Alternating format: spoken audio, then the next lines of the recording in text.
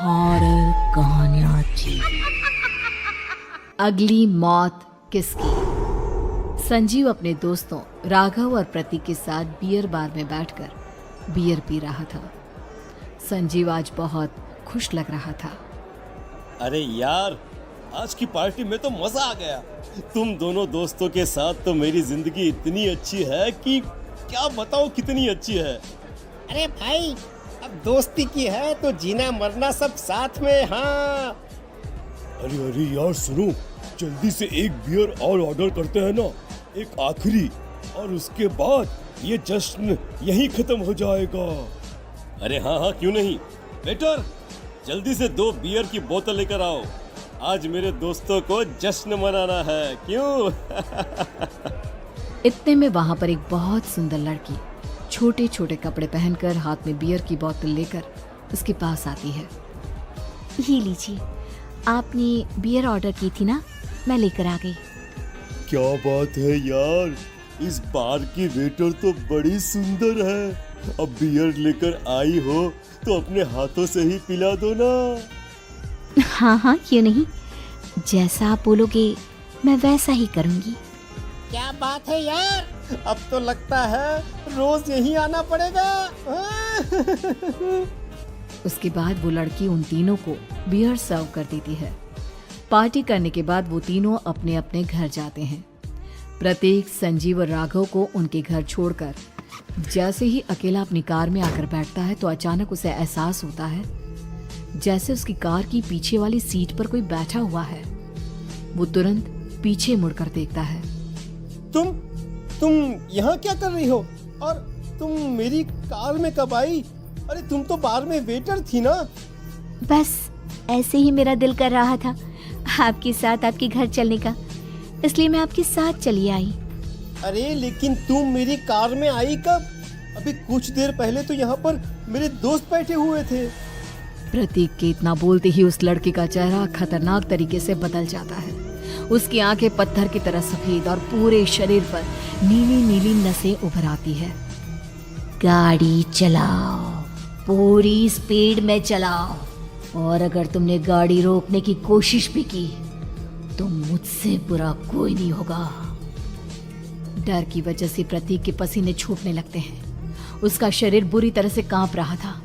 प्रतीक बिना कुछ सोचे समझे कार को फुल स्पीड से चलाना शुरू करता है।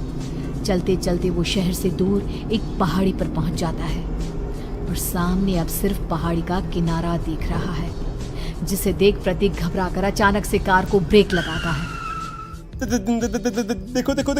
देखो, मुझे छोड़ दो मुझे। अगर मैंने गाड़ी जरा सी भी आगे बढ़ाई तो हम दोनों नीचे गिरकर मर जाएंगे।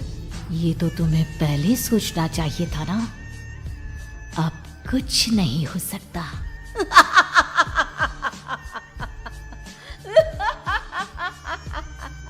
छोड़ दो मुझे। नहीं, प्लीज मुझे छोड़ दो। प्लीज मुझे जाने दो। छोड़ दो मुझे। गाड़ी आगे बढ़ाओ। और तभी अचानक से बिना प्रतीक के स्टार्ट किए उनकी कार आगे बढ़ती है और गहरी खाई में गिर जाती है। उसके चीखने की आवाजें चारों तरफ सुनाई देती है।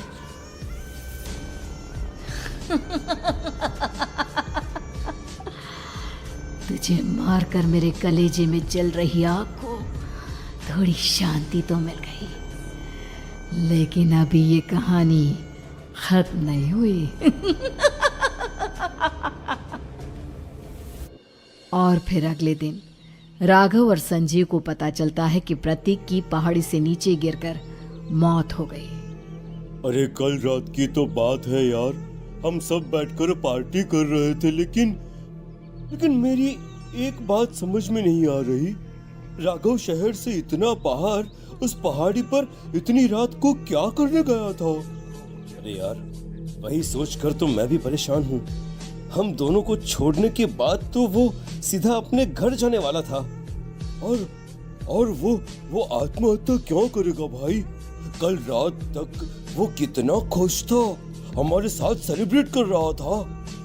हाँ, लेकिन पुलिस ने तो यही कहा है कि प्रतीक ने अपनी कार को जानबूझकर पहाड़ी से नीचे गिरा दिया और आत्महत्या कर ली। अरे यार, संजीव मेरी तो कुछ भी समझ में नहीं आ रहा है। चल ठीक है, अब मैं अपने घर जाता हूँ। Okay bye. राघव अपने घर में अकेला था। दोपहर का वक्त था। तभी दरवाजे की घंटी बजी। कौन है? अरे 1 मिनट रुको, अभी आता हूँ। राघव ने जैसे ही दरवाजा खोला उसने देखा कि सामने एक बहुत खूबसूरत लड़की खड़ी हुई है। कौन है आप और यहाँ किससे मिलने आई है? देखिए ना, बाहर बारिश शुरू हो गई थी, मेरी गाड़ी खराब हो गई है। आपका घर नजर आया तो सोचा कुछ हेल्प ले लेती हूँ। क्यों नहीं, आइए ना, आइए आइए। मेरे कपड़े पूरे भीग चुके हैं, क्या आपके पास टॉवल मिलेगा प्लीज? राघव अपने बाथरूम से एक टॉवल लाकर उस लड़की को देता है। थैंक यू सो मच, अब मैं चलती हूँ। अरे इतनी क्या जल्दी है? आप चाहे तो बारिश रुकने तक यहाँ पर रुक सकती है। हाँ। लड़की ने पलटकर राघव की तरफ देखा। नहीं, मुझे जाना होगा, मेरा काम बाकी है। और वो वहां से चली गई। उस लड़की के जाने के बाद राघव अपने बाथरूम में नहाने के लिए गया और जैसे ही उसने बाथरूम में देखा तो उसका टॉवल वहीं पर लटका हुआ था। उसने टॉवल हाथ में लिया तो देखा कि उसका पूरा टॉवल खून के धब्बों से सना हुआ है। अरे अरे ये क्या? ये टॉवल तो मैंने उस लड़की को दे दिया था। ये वापस मेरे बाथरूम में कैसे आ गया?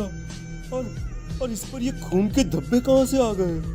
राघव ने आईने में देखा तो उसकी गर्दन पर एक बड़ा सा चाकू का कट लगा हुआ था जिससे खून बह रहा था, जिसे देख राघव के होश उड़ गए। हाँ, अरे ये क्या? मेरी गर्दन इतनी ज्यादा कटी हुई है और मुझे दर्द भी नहीं हो रहा है। ये क्या हो रहा है मेरे साथ? राघव घबराकर बाथरूम से बाहर आया और अपना मोबाइल उठाकर उसने संजीव को फोन लगाया। संजीव जल्दी से मेरे पास आ जाओ। मुझे लगता है कुछ बहुत बड़ी गड़बड़ है, जल्दी आ जाओ। उधर से आवाज आई, लेकिन वो आवाज संजीव की नहीं बल्कि एक लड़की की थी। कुछ अजीब नहीं हुआ है, बस तुम्हारी मौत तुमसे मिलने आई थी और तुम्हें मारकर चली गई। अब तुम इस दुनिया का हिस्सा नहीं हो राघव, इसलिए तुम्हें अपनी गर्दन के कटने का दर्द भी महसूस नहीं हो रहा। नहीं, ऐसा नहीं हो सकता, ऐसा नहीं हो सकता। कौन हो तुम? तुम्हारी मौत। अब संजीव के पास खबर पहुंचती है कि राघव ने अपने ही घर में चाकू से गर्दन काटकर आत्महत्या कर ली। ये सुनने के बाद संजीव के होश उड़ गए। वो पसीने से तरबतर हो गया और एक अनजाना डर अब उसके दिल को सताने लगा। संजीव के साथ ही उसका एक छोटा भाई राजीव भी रहा करता था। अपने भाई को इस तरह परेशान देखकर राजीव उसके पास आया। अरे भैया, क्या हुआ भैया? आप इतने घबराए हुए क्यों लग रहे हैं? प्रतीक और राघव की मौत, मेरा मतलब मेरी कुछ समझ में नहीं आ रहा भाई। अचानक से मेरे दोनों दोस्तों ने आत्महत्या क्यों कर ली? अरे वो तो मेरी भी समझ में नहीं आ रहा है भैया। हाँ, हो सकता है कि कोई परेशानी होगी और इसीलिए उन्होंने ऐसा किया होगा। हाँ, लेकिन दोनों की जिंदगी में एक साथ परेशानी और दोनों का इतनी खतरनाक तरीके से आत्महत्या करना, कहीं ऐसा तो नहीं मैं भी मर जाऊंगा? अरे आप ऐसी बातें क्यों कर रहे हैं भैया? वैसे ही मैं इतना परेशान हूँ। जब से अंजलि ने मेरा साथ छोड़ा है तब से सब कुछ बहुत अजीब सा हो गया है। रोज रात को डरावने सपने आते हैं। ऐसा लगता है जैसे अंजलि बार बार मेरे सपनों में आकर मुझे डराने की कोशिश करती है। अंजलि का नाम सुनते ही संजीव की आंखें फट गई और उसके गले में आवाज अटक गई। उसके चेहरे पर घबराहट साफ नजर आ रही थी। कौन थी वो लड़की जिसने प्रतीक और राघव को आत्महत्या की आड़ में मौत के घाट उतार दिया? और कौन थी अंजलि जो बार बार राजीव के सपनों में आकर उसे डरा रही थी? अंजलि का नाम सुनकर संजीव इतना घबरा क्यों गया? इन सवालों के जवाब जानने के लिए देखिए इस खतरनाक कहानी का अगला भाग।